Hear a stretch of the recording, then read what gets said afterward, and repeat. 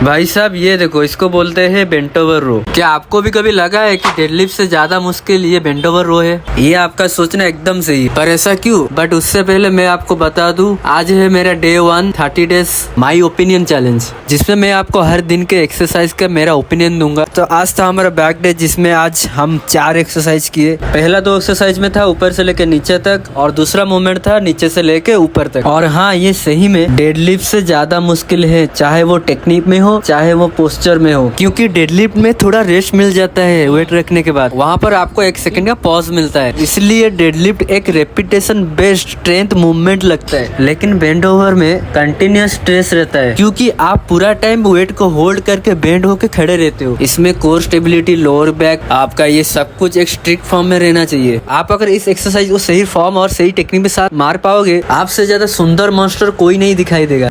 Back जो ठीक बनाएर अछि तो मैक्सिमम टाइम वेट जो तळु उपरକୁ ଯଦି नउछे ताले सेटा तमरो बैक तो तमरो ठीक करिवारे इंप्रूव करियो।